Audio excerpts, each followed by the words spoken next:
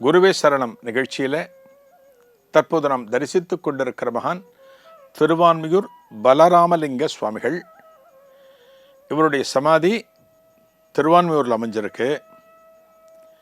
அதாவது குப்பம்ங்கிற இடத்துக்கு போகிற வழியில் திருவான்மியூர் மருந்தீஸ்வரர் கோவில் குளத்திலிருந்து குப்பம் பகுதிக்கு போகிற வழியில் எஸ்ஆர் நகரில் காசி விஸ்வநாதர் ஆலயம்னு ஒரு கோவில், பழமையான கோவில். அந்த கோவிலில் தான் இவருடைய சமாதி இருக்குது. இந்த கோவிலுக்கு போன்னு பாம்பன் சுவாமிகள் இவருக்கு சொல்லியிருக்கார். ஒரு அசரீரி வாக்கு, ஒரு சூட்சுமமாக சொல்லியிருக்கார்.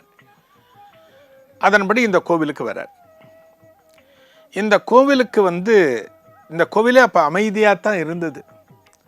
அமைதியான சூழ்நிலையில் இவர் தியானம் இருப்பதற்கு இது ஏற்ற இடமாகப்பட்டது. இந்த இடத்துல உட்கார்றார்.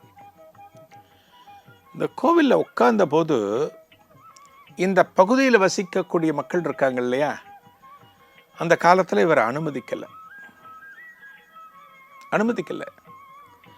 யாரோ ஒருத்தர் வராரு, தரிசனம் பண்ணினாரு, போனார்னா பரவாயில்ல.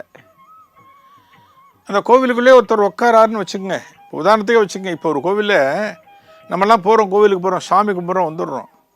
ஒருத்தர் நான் இங்கேயே தங்குறேன், நான் இங்கேயே நிரந்தரமாக தங்குறேன்னு சொன்னால், நீ யார், எதுக்கு இங்கே தங்கணும், அதெல்லாம் நம்ம சொல்லுவோம் இல்லையா. அது போல் அந்த பகுதி மக்கள் அத்தனை பேரும் இங்கே தங்கக்கூடாது அப்படிங்கிறாங்க. அவருக்கு என்ன பண்ணுறதுன்னு புரியல. அவருக்கு யார் உத்தரவு கொடுத்துருக்கா? பாம்பன் சுவாமிகள். யார் சொல்லியும் சுவாமிகள் அந்த இடத்தை விட்டு நகரல.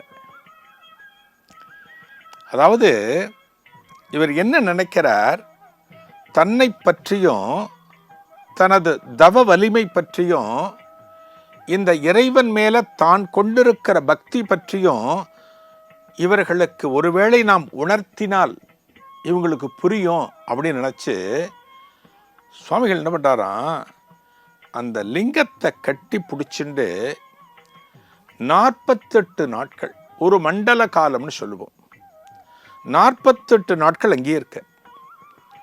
ராத்திரி பகல் பார்க்காம, சாப்பாடு இல்லாம, ஒரு தண்ணீர் கூட அருந்தாம, நமச்சிவாய நாமத்தை அவர் சொல்றது உதடுகள் மட்டும் அசைகின்றன.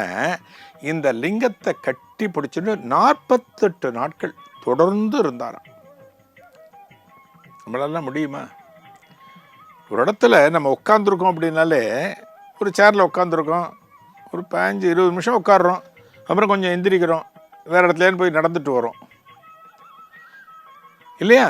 48 நாள் பாருங்க, இந்த லிங்கத்தை கட்டி பிடிச்சி ஒரு தியானத்தில் இருந்து நமச்சிவாய நாமத்தையும் சொன்ன காரணத்தினால அப்பத்தான் அந்த பகுதி மக்களுக்கு தெரிகிறது, இவர் நம்ம நினைச்ச மாதிரி சாதாரண ஆள் கிடையாது, இவர் உண்மையிலே ஒரு மகான் அப்படின்னு அந்த மக்கள் தெளிந்து அதன் பிறகுதான் அந்த கோவிலில் அவரை அனுமதிச்சாங்களாம்.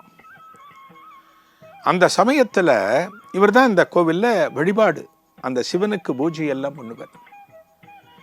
காசி விஸ்வநாதர்னு சொல்கிறோம். காசி விஸ்வநாதர், காசி எங்கே இருக்கு? வடக்கு இருக்கு. அந்த காசி விஸ்வநாதருக்கு விடிகார்த்தால பூஜை நடக்கும் 3-4 மணிக்கு. அதுபோல பூஜைகள் பண்ணினார். அந்த காசியில் விஸ்வநாதருக்கு எந்தெந்த காலங்களில் எப்படி வழிபாடுகள் நடக்கின்றனவோ அதே போன்ற வழிபாடுகளை இந்த திருத்தலத்தில் பலராமலிங்க சுவாமிகள் ஆரம்பித்து வச்சார்.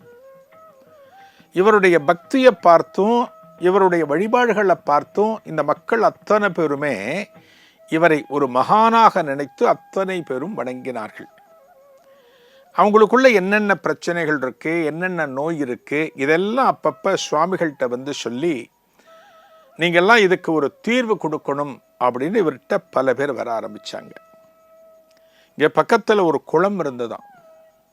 அந்த குளத்தில் தினமும் அதிகாலையில் போட்டு ஜலத்தை கொண்டு வந்து இந்த காசி விஸ்வநாதருக்கு அபிஷேகம் பண்ணுவார். காசியில் பார்த்தீங்கன்னா முதல் காலம் 3:30 மணிக்கு, காசியில், நம்ம ஊரில் எந்த கோவிலும் 3:30 மணிக்கு திறக்க மாட்டாங்க, காசியில் 3:30 மணிக்கு. அந்த காசியில் என்ன வழிபாடுகள், எத்தனை காலங்கள் எப்படியெல்லாம் செய்கிறார்களோ அதே போலவே அந்த காலத்தில் செய்து வந்தார்களாம். இது ரொம்ப பழமையான கோவில்னு சொன்னேன். திருவான்மியூர்ல இருக்கிற மருந்தீஸ்வரருக்கும் முற்பட்ட ஆலயம் என்று சொல்லப்படுகிறது. இந்த ஆலயத்துல வழிபாடுகள் நடத்துறார். இந்த சுவாமிகள் இருக்கின்ற போது சுவாமிகள் வழிபாட்டிற்கு, தெய்வத்தினுடைய வழிபாட்டிற்கு ஏதான பொருள் குறைச்சலா இருக்குன்னா கவலைப்பட மாட்டார். என்ன இருக்கோ அதை வச்சு பண்ணுவார். இந்த பொருள் வழிபாட்டிற்கு எனக்கு தேவை, இந்த பொருள் பூஜைக்கு எனக்கு தேவை அப்படின்னு யார்கிட்டையும் போய் நிற்க மாட்டார். இவருடைய விசேஷ குணம் என்ன அப்படின்னா, கடவுளுக்காக, கடவுள் வழிபாட்டிற்காக யாரிடமும் போய் எந்த ஒரு பொருளையும் கையேந்தி பெறக்கூடாது. என்ன கிடைக்கிறதோ அதை வைத்துக்கொண்டு இறைவனுக்கு பூஜை நடத்தணும். அதை வச்சு சந்தோஷப்படுவார். இதை தாண்டி யார்கிட்டையும் கேட்க மாட்டார். இவருடைய எளிமை எப்படின்னா, அந்த அளவுக்கு அந்த சுவாமிகள் எளிமையாக யாரிடமும் கையேந்தாமல் காணப்பட்டார். இந்த சுவாமிகள், பல ராமலிங்க சுவாமிகள், இந்த மகானது பெருமைகளை நாளைய குருவே சரணத்திலும் காணலாம். நன்றி, வணக்கம்.